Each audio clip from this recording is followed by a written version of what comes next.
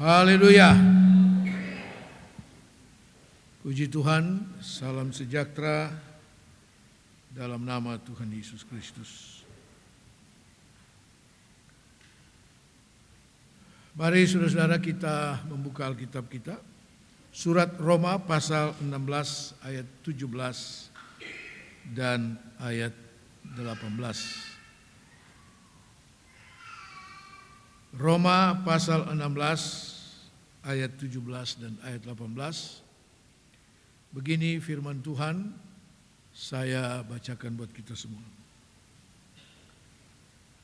Tetapi aku menasihatkan kamu, saudara-saudaraku, supaya kamu waspada terhadap mereka yang bertentangan dengan pengajaran yang telah kamu terima, menimbulkan perpecahan dan godaan. Sebab itu hindarilah mereka. Sebab orang-orang demikian tidak melayani Kristus Tuhan kita, tetapi melayani perut mereka sendiri. Dan dengan kata-kata mereka yang muluk-muluk dan bahasa mereka yang manis, mereka menipu orang-orang yang tulus hatinya. Katakan amin. Puji Tuhan. Saudara, kepada jemaat di Roma, Rasul Paulus dengan tegas kembali memperingatkan. Ya. Jadi gejolak pengajaran-pengajaran sesat bukan nanti sekarang. Sudah dari dulu. Dan yang membawa pengajaran-pengajaran sesat sejak dulu itu bukanlah orang kafir. Bukan. Yang coba mempengaruhi orang-orang Kristen pada zaman itu adalah mereka yang begitu fanatik dengan Yudaisme. Notabene adalah orang-orang Israel yang menganggap mereka itulah yang paling benar dengan menjalankan hukum Taurat yang sebenarnya mereka pun tidak sanggup menjalankan hukum Taurat itu. Berusaha mempengaruhi orang-orang Kristen supaya kembali kepada hukum Taurat itu sendiri. Jadi itu yang terjadi pada zaman rasul-rasul dulu. Dan itu tantangan yang mereka hadapi. Bukan hanya dalam bentuk penyesatan. Rasul-rasul dan orang-orang Kristen pun dianiaya. Ya. Dianiaya, dimusuhi, difitnah dan segala macam. Nah, saudara-saudara, karena itu kembali pada pagi hari ini saya ingin mengingatkan sesuai dengan firman Tuhan ini. Dikatakan saudara-saudara supaya kamu waspada terhadap mereka yang bertentangan dengan pengajaran yang sudah kita terima. Pengajaran-pengajaran yang murni sesuai dengan firman Tuhan. Lalu dikatakan sebab itu hindari mereka. Bukan cuma menghindari oknum-oknum tertentu itu. Kita mungkin tidak pernah ketemu dengan orang-orang itu. Tetapi hindari pengajaran-pengajaran itu. Jadi begitu kita buka media sosial itu dengan berbagai fiturnya itu, postingan, tidak usah dilanjutkan. Tidak perlu. Ya. Ini yang dikatakan firman Tuhan, hindari, jauhi. Ya.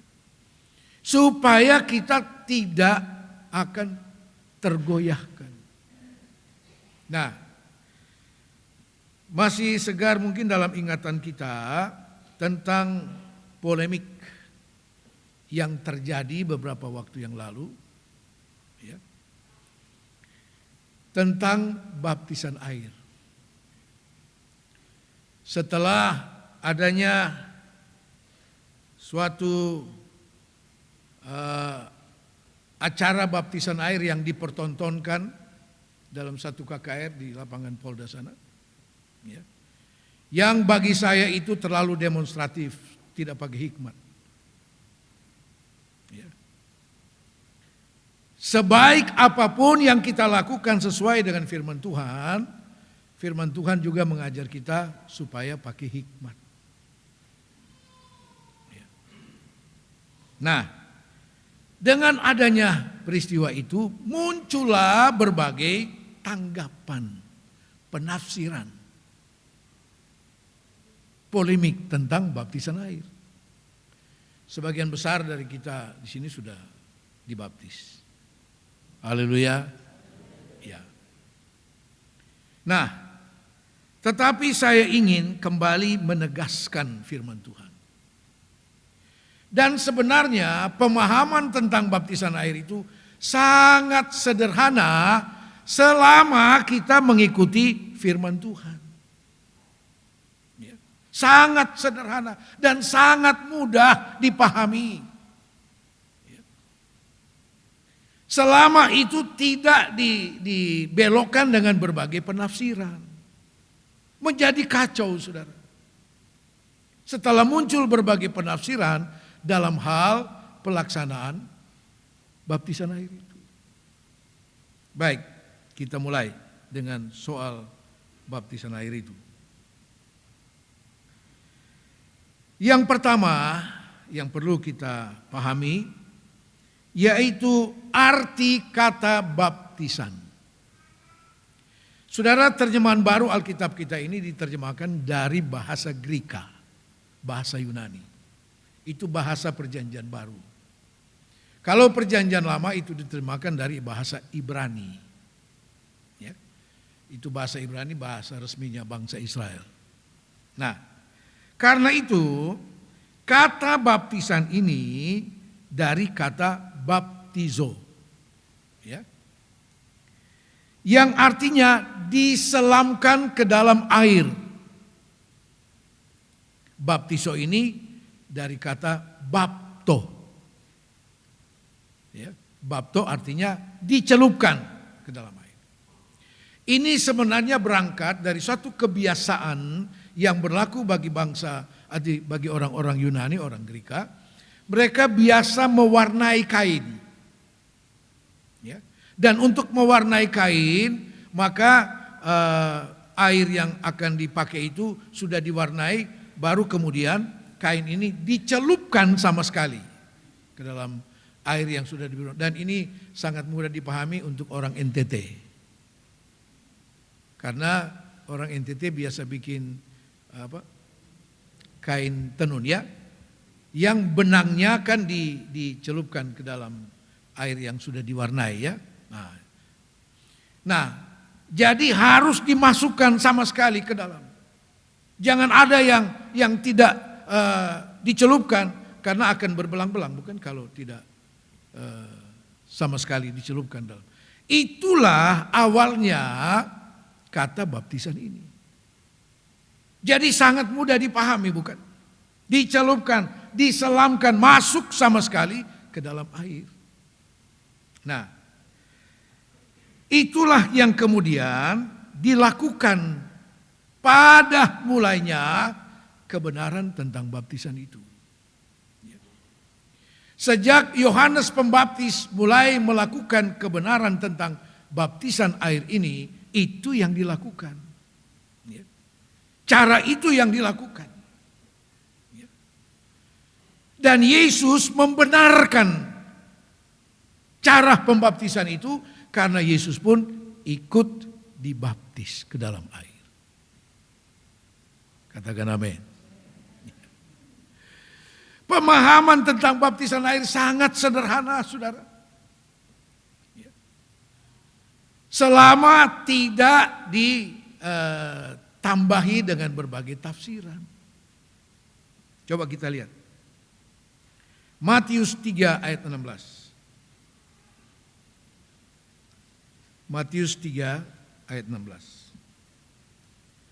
Sesudah dibaptis, Yesus segera keluar dari air, dan pada waktu itu juga langit terbuka dan ia melihat Roh Allah seperti burung merpati turun ke atasnya. Sesudah dibaptis, masuk diselamkan ke dalam air oleh Yohanes Pembaptis, maka keluarlah Yesus. Sesudah dibaptis, Yesus segera keluar dari air.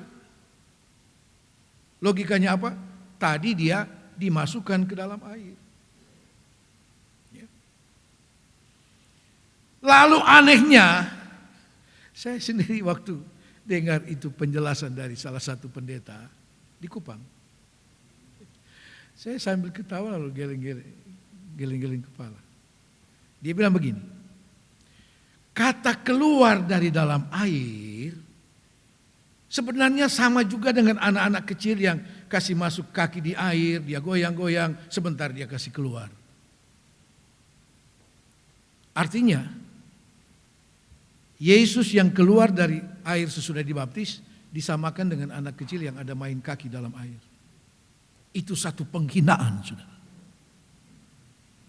Itu satu penghinaan kepada Yesus, kepada firman Tuhan. Pendeta memberi penjelasan kepada jemaatnya. Karena itu saya merasa perlu untuk kembali kita pahami dengan betul kebenaran firman Tuhan tentang baptisan air. Ya. Sangat mudah dimengerti. Ya. Cuma karena sudah muncul berbagai tafsiran, bikin orang bingung. Jadi yang betul yang mana? Ya. Belum lagi ditambah dengan pernyataan, karena itulah yang dilakukan oleh bapak-bapak gereja. Hei, kita bukan ikut bapak-bapak gereja, kita ikut firman Tuhan. Katakan amin. Ya. Itu firman Allah yang tidak pernah berubah sampai sekarang. Ya. Saudara-saudara, yang berikut bagian kedua, baptisan air adalah perintah Tuhan Yesus yang harus dilakukan oleh semua orang percaya. Matius 28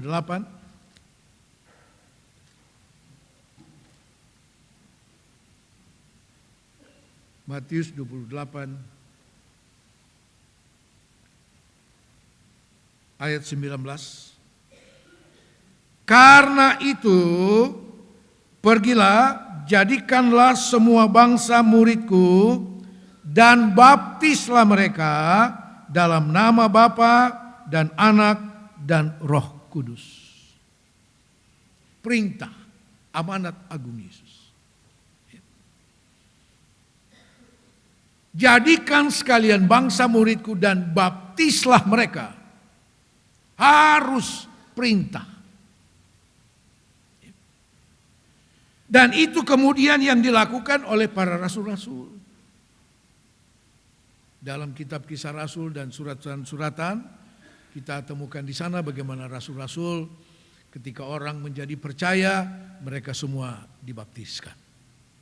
Ya, sesuai dengan perintah Tuhan. Rasul-rasul melakukannya sesuai dengan perintah Yesus. Mereka lakukan.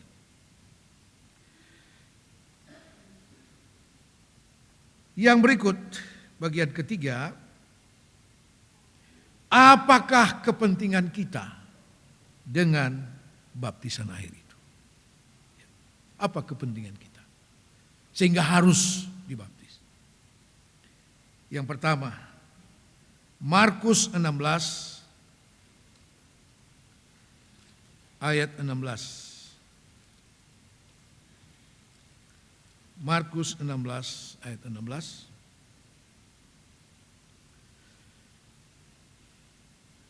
Saya baca mulai ayat 15. Lalu ia berkata kepada mereka, pergilah ke seluruh dunia, beritakanlah Injil kepada segala makhluk. Siapa yang percaya dan dibaptis akan diselamatkan. Sampai di situ. Siapa yang percaya setelah ada pemberitaan Injil. Karena ayat 15 katakan, beritakanlah Injil. Setelah ada pemberitaan Injil firman Allah, maka siapa yang percaya dan dibaptis selamat. Kok saudara diam? Ya. Saudara belum yakin dengan baptisan?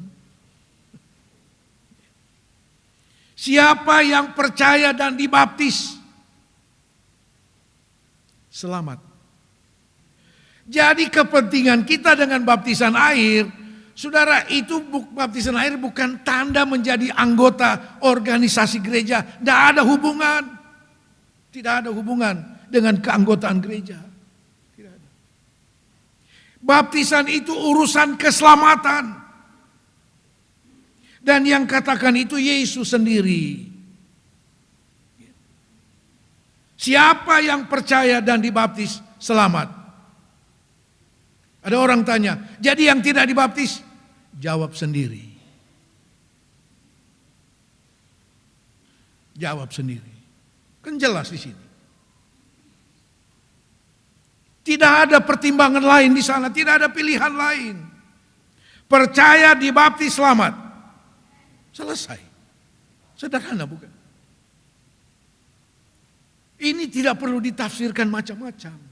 Tidak perlu. Jadi kepentingan kita dengan baptisan air supaya selamat. Supaya selamat. Karena langkah-langkah keselamatan itu yang sudah pernah saya ajarkan berulang kali. Mulai dari percaya, bertobat, lahir baru, dibaptis ke dalam air, dan Roh Kudus. Itu langkah keselamatan. Ketika kita sudah menjalani langkah keselamatan ini, saudara punya kepastian akan keselamatan. Kita punya kepastian. Dan langkah-langkah itulah yang menjadikan saudara dan saya anak-anak Tuhan. Haleluya. Ya. Jadi yang berikut kepentingan kita dengan baptisan air. Matius pasal 3 ayat 15.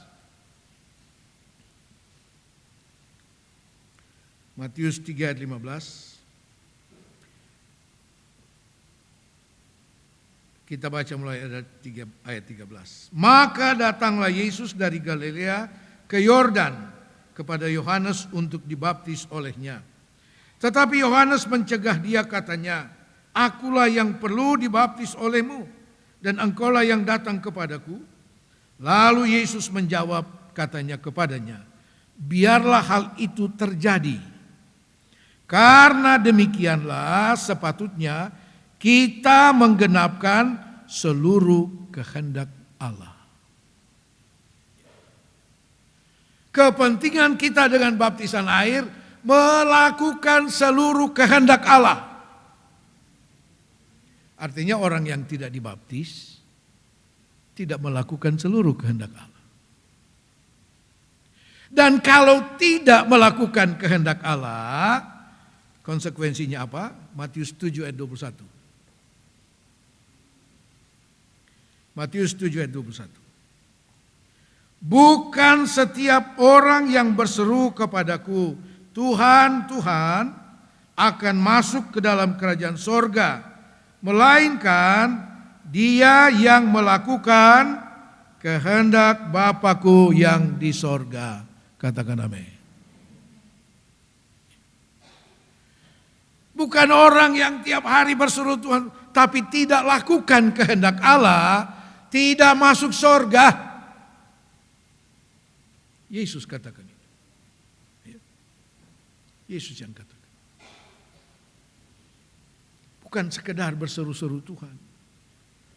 Berdoa sepanjang hari. Itu baik. Tetapi melakukan kehendak Allah. Tunduk sepenuhnya kepada kehendak Allah. Yesus dalam kemanusiaannya 100% itu, dia memberi contoh kepada saudara dan saya bagaimana kita harus tunduk kepada kehendak Allah. Yohanes kaget ketika di dalam antrian orang yang mau dibaptis itu, ternyata ada Yesus. Yohanes Pembaptis tahu siapa itu Yesus. Dan dia katakan, jangan Tuhan, saya tidak layak, saya tidak pantas membaptiskan. Karena Yohanes Pembaptis pun tahu dia bukan cuma anak manusia, dia anak Allah. Tetapi Yesus katakan apa? Lakukanlah, biarlah itu terjadi. Karena dengan demikian kita melakukan seluruh kehendak Allah. Baptisan air adalah kehendak Allah. Bukan kehendak manusia. Bukan aturan suatu organisasi gereja, bukan. Itu kehendak Allah, itu perintah daripada Tuhan.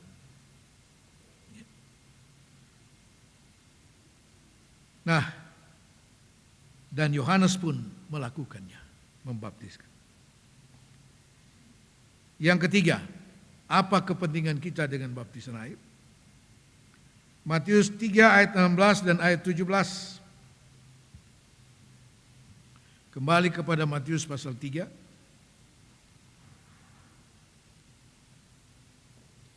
Ayat 16 dan 17. Sesudah dibaptis, Yesus segera keluar dari air dan pada waktu itu juga langit terbuka dan ia melihat Roh Allah seperti burung merpati turun ke atasnya. Ayat 17.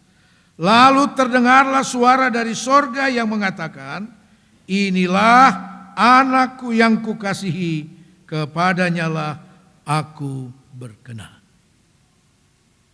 Saudara, ketika Yesus dilahirkan, tidak ada pernyataan dari sorga mengatakan, inilah anakku yang kukasihi.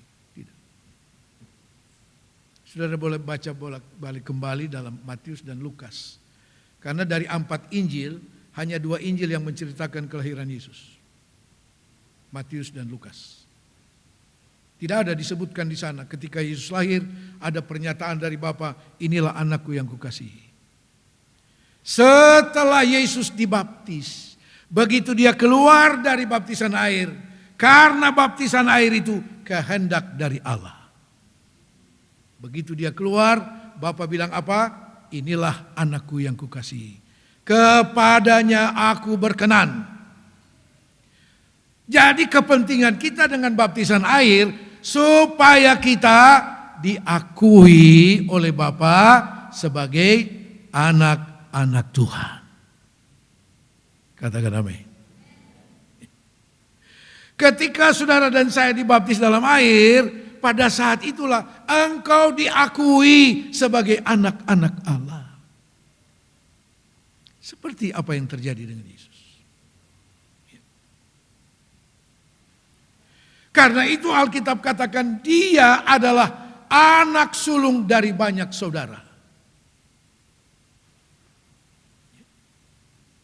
Dia anak Allah yang tunggal, Yesus Kristus. Kita menjadi anak-anak angkat. Melewati kelahiran baru, baptisan air, saudara dan saya diakui sebagai anak-anak Allah. Haleluya. Itu satu pengalaman yang luar biasa, saudara.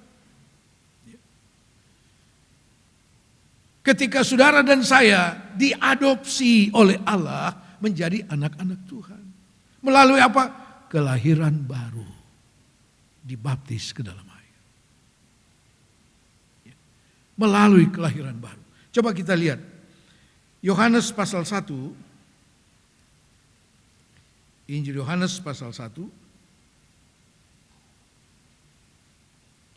ayat 12 dan ayat 13. Yohanes 1 ayat 12 dan 13. Tetapi semua orang yang menerimanya diberinya kuasa supaya menjadi anak-anak Allah, yaitu mereka yang percaya dalam namanya, orang-orang yang diperanakan bukan dari darah atau dari daging, bukan pula secara jasmani oleh keinginan seorang laki-laki, melainkan dari Allah. Seberapa banyak yang percaya dan menerima namanya?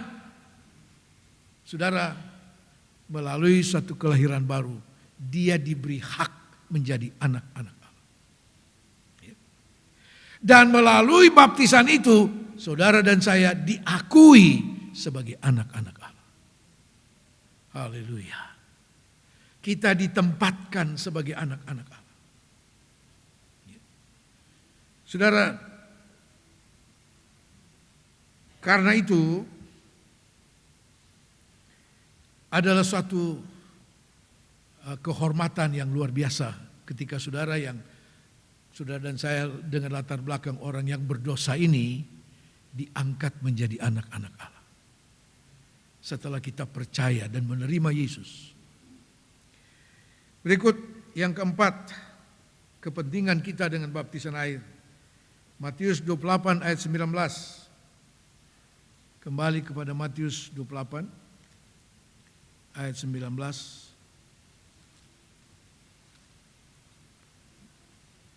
Karena itu pergilah, jadikanlah semua bangsa muridku, dan baptislah mereka dalam nama Bapa dan Anak dan Roh Kudus. Setelah kita diakui menjadi anak-anak Allah, saudara dan saya diberi nama lengkap dari Allah Tritunggal. Bapa, Anak, dan Roh Kudus, yaitu Tuhan Yesus Kristus. Ada yang membaptiskan, kami baptiskan engkau demi nama Bapa, Anak, dan Roh Kudus. Amin. Salah. Di sini dikatakan baptislah ke dalam nama. Bapa bukan nama. Anak bukan nama.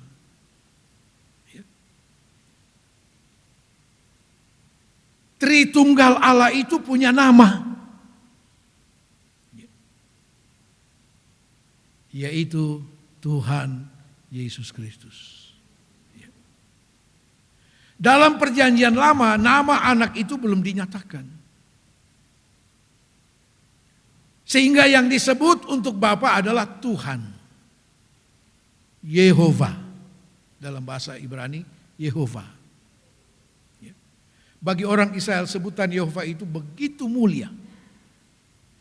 Sebab itu mereka hanya pakai dalam hal-hal tertentu. Karena itu nama dianggap sangat sakral bagi orang Yahudi. Karena itu untuk menyebut Tuhan setiap hari yang mereka sebutkan disebut dengan kata Adonai, Tuhan. Nah, saudara-saudara, jadi nama dari Bapa adalah Tuhan. Nama dari anak dinyatakan melalui malaikat Jibril kepada Yusuf dan Maria. Namakan dia Yesus. Itu nama dari anak Allah. Dan sebutan untuk Roh Kudus adalah Kristus. Maka ketika seseorang dibaptis, kami membaptiskan engkau demi nama Bapa, Putra, dan Roh Kudus. Yaitu Tuhan Yesus Kristus. Bapa dan anak itu gelar. Saya menyandang status Bapa karena saya punya anak. Ya. Tapi nama saya bukan Bapa. Kita paham ya? Bapak-bapak di sini semua punya status sebagai Bapa. Tapi masing-masing punya nama. Itu yang dimaksud dalam firman Tuhan ini. Baptislah mereka ke dalam nama Bapa, Putra, dan Roh Kudus. Yaitu Tuhan Yesus Kristus. Nah, sebutan nama lengkap itu dilakukan oleh rasul-rasul pada gereja mula-mula. Membaptiskan di dalam nama Tuhan Yesus Kristus. Puji Tuhan. Itulah saatnya saudara dan saya menerima nama. Menerima nama lengkap dari Allah, yaitu Tuhan Yesus Kristus. Saudara, kita semua tahu hukum yang berlaku di dalam negara kita ini, khususnya dalam hukum soal pengadopsian anak. Kan harus disahkan di pengadilan, bukan? Ya. Nah, ketika anak itu disahkan di pengadilan menjadi sah anak dari orang tua yang angkat dia, maka saat itu juga anak ini menerima nama dari orang tuanya yang baru. Dan itu disahkan. Anak itu tidak lagi memakai nama orang tuanya yang lama, tapi orang tua yang baru. Dan itu disahkan. Itu sah, resmi. Nah, dengan menerima nama lengkap daripada orang tuanya yang baru yang disahkan itu, maka otomatis semua hak yang ada di dalam lingkungan keluarga itu, anak angkat ini punya hak yang sama. Haleluya. Begitu juga dengan saudara dan saya. Ketika kita diberi nama lengkap, kita diakui sebagai anak-anak Allah dalam baptisan air, kemudian melalui baptisan air juga kita menerima nama lengkap daripada Allah, Bapa, Anak dan Roh Kudus, Tuhan Yesus Kristus. Saudara dan saya mempunyai hak sepenuhnya atas segala kekayaan yang dimiliki oleh Allah. Katakan amin. Itu disediakan bagi kita. Kita punya hak pemeliharaan Tuhan. Kita punya hak atas janji-janji Tuhan. Kenapa? Kita anak-anak Allah yang sah. Yang menerima nama lengkap daripada Bapa, Anak, dan Roh Kudus. Konsekuensinya, kita harus jaga, hormati, dan menghargai nama itu. Haleluya. Waktu kami kecil, malum kami dari 12 bersaudara, 9 laki-laki. Apa tidak pusing orang tua urus kita? Ya. Saya dulu punya 1 anak laki-laki saja, aduh.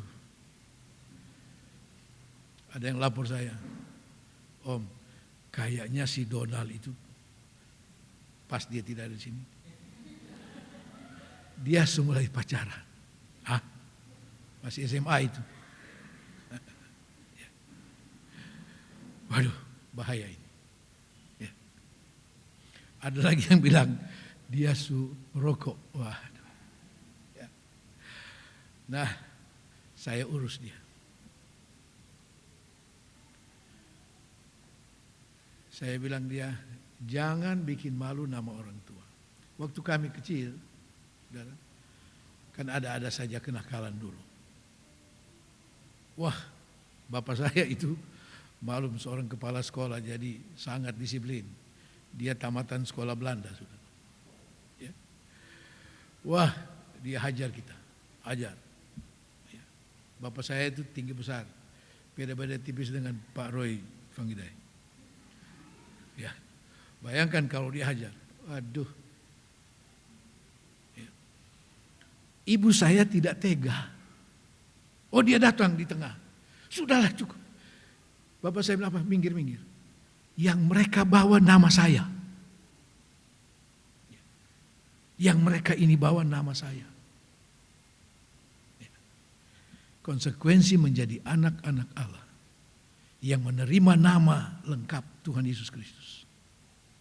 Kita harus memuliakan nama itu. Kita membawa nama Tuhan. Dan Tuhan tidak mau namanya dipermalukan melalui kehidupan kita. Orang Israel Tuhan Allah katakan, oh mulut mereka menyembah aku, tapi hati dan perbuatan mereka mempermalukan Tuhan. Ini konsekuensi menerima nama lengkap daripada Tuhan.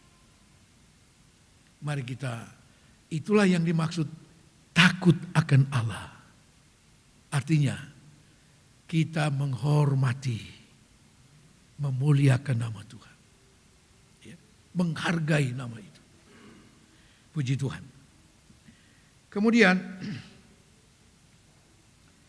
yang kelima, kepentingan kita dengan baptisan air. Kita lihat dalam 1 Korintus pasal 10 1 Korintus pasal 10 ayat 2. 1 Korintus pasal 10 ayat 2. Untuk menjadi pengikut Musa, mereka semua telah dibaptis dalam awan dan dalam laut. Saudara, dalam perjanjian lama ada bayangan atau gambaran simbol tentang baptisan air. Ya. Nah, antara lain tentang perjalanan bangsa Israel. Waktu mereka melewati Laut Kulsum, laut itu terbelah, dan kemudian setelah mereka menyeberang, tiang awan, tiang api memimpin mereka. Nah, itu digambarkan sebagai dikatakan mereka menjadi pengikut Musa, semua telah dibaptis dalam awan dan dalam laut. Ya. Jadi ketika mereka melewati Laut Kulsum, itu adalah gambaran atau simbol tentang baptisan air. Kepentingannya apa? Untuk menjadi pengikut Musa. Menjadi pengikut pemimpin mereka. Saudara, kita bukan pengikut Musa. Kita pengikut Kristus. Ya.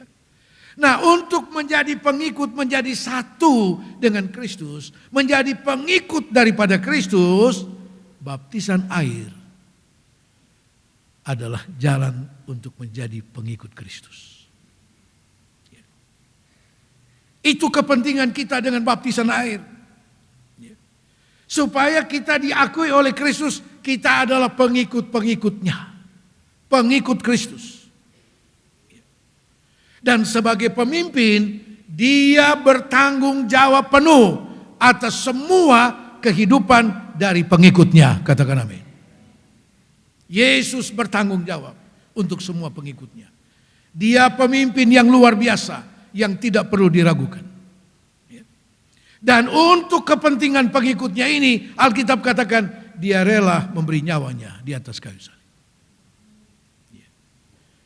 Sebab Yohanes katakan tidak ada kasih yang lebih besar daripada kasih daripada dia yang menyerahkan nyawanya bagi sahabat-sahabatnya, bagi pengikut-pengikutnya. Haleluya.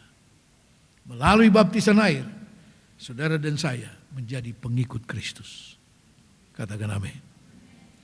Yang terakhir, siapakah yang harus dibaptis? Ya. Siapa yang harus dibaptis? Ini yang menjadi banyak polemik ini. Karena penafsiran-penafsiran yang aneh-aneh, saudara. Ya. Padahal sederhana saja. Siapakah yang harus dibaptis? Yang pertama, kembali kepada Markus pasal 16 ayat 16 tadi kita sudah baca. Markus 16 ayat 16.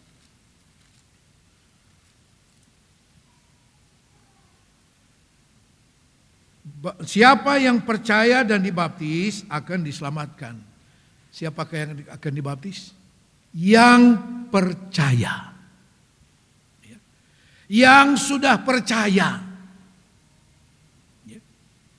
Dari gereja yang dulu, saudara, orang tua saya cerita sama saya dipermandikan, istilah di kampung saya dipermandikan, permandian, umur 6 bulan.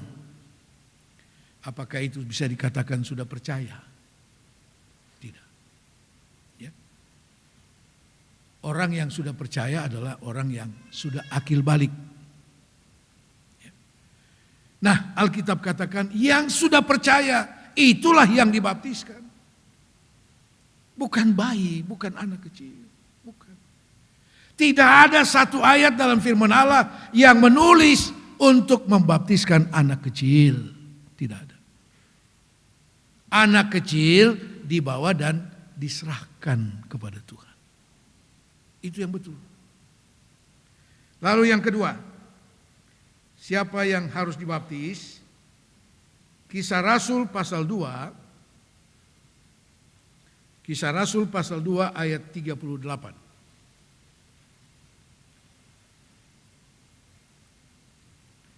Kita baca mulai ayat 37.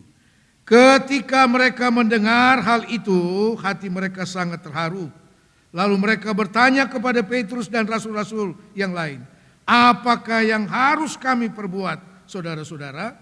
Ayat 38, jawab Petrus kepada mereka, bertobatlah dan hendaklah kamu masing-masing memberi dirimu dibaptis dalam nama Yesus Kristus. Hendaklah kamu bertobat. Jadi siapa yang harus dibaptis? Yang sudah bertobat. Bayi tidak perlu bertobat.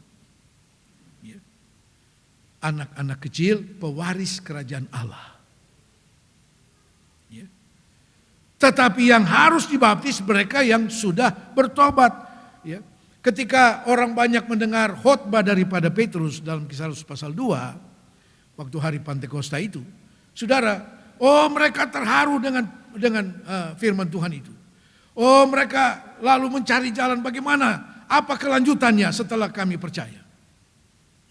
Mereka bertanya kepada rasul-rasul, apalagi yang harus kami lakukan supaya selamat? Petrus bilang, bertobat dan beri dirimu dibaptis. Jadi orang yang dibaptis adalah orang yang sudah bertobat. Karena itu saya tidak begitu mudah untuk membaptiskan orang. Saya harus kasih bimbingan dulu. Secara pribadi, supaya saya tahu orang ini sungguh-sungguh mau mengerti firman Tuhan untuk dibaptis atau hanya ikut-ikutan.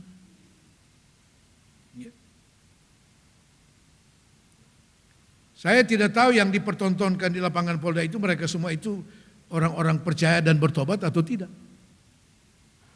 Harus ada bimbingan pribadi.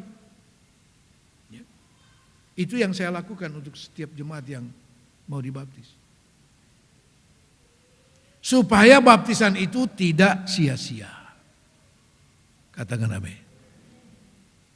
Dan puji Tuhan semua jemaat di sini sudah dibaptis dengan pemahaman. Haleluya. Ya. Dan yang terakhir sekali, tata cara pembaptisan. Kisah Rasul 8. Kisah Rasul 8 ayat 37. Kisah Rasul 8. Kita baca mulai ayat 37. Sahut Filipus, jika Tuhan percaya dengan segenap hati, boleh. Jawabnya, aku percaya bahwa Yesus Kristus adalah anak Allah. Lalu orang Ethiopia itu menyuruh menghentikan kereta itu, dan keduanya turun ke dalam air, baik Filipus maupun sida-sida itu. Dan Filipus pun membaptis dia. Ini tata cara pembaptisan sejak dari awalnya. Yang dibaptis dan yang membaptis sama-sama turun ke dalam air dan membaptiskan orang. Ini sida-sida menteri dari Ethiopia. Dia baca-baca firman Tuhan. Dia tidak mengerti. Roh Tuhan menggerakkan hati Filipus untuk datang ke sida-sida itu dan memberi penjelasan. Dia tanya, mengertikah engkau apa yang kau baca? Saya tidak mengerti. Filipus menerangkan. Sampai kemudian dia percaya kepada Yesus. Dia minta untuk dibaptis. Filipus masih tanya lagi.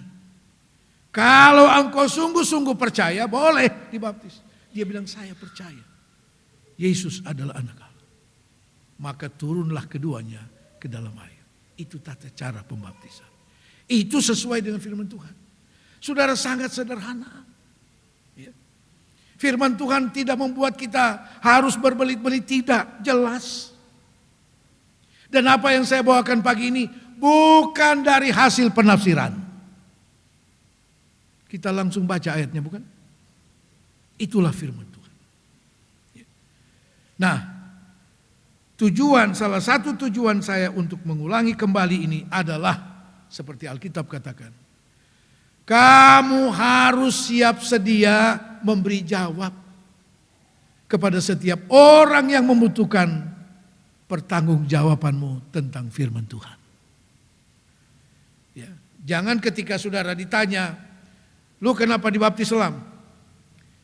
Beta tahu juga kok itu pendeta yang suruh. Nah, ya batal baptisan.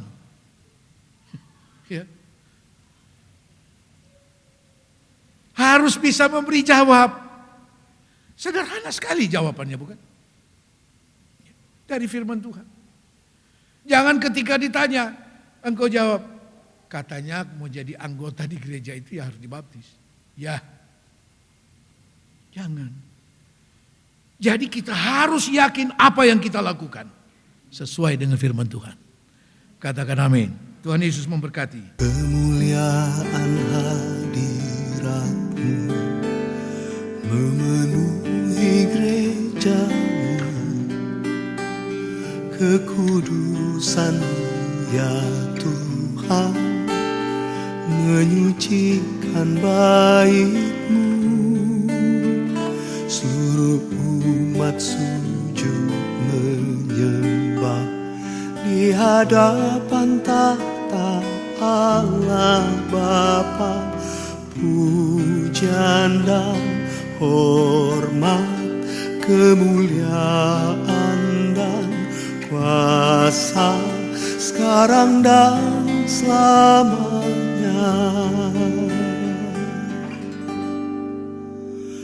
Kudus, kuduslah Tuhan, Allah semesta alam, surga bumi penuh kemuliaan-Mu. Kudus, kuduslah Tuhan, Allah semesta alam, surga bumi penuh kemuliaan-Mu.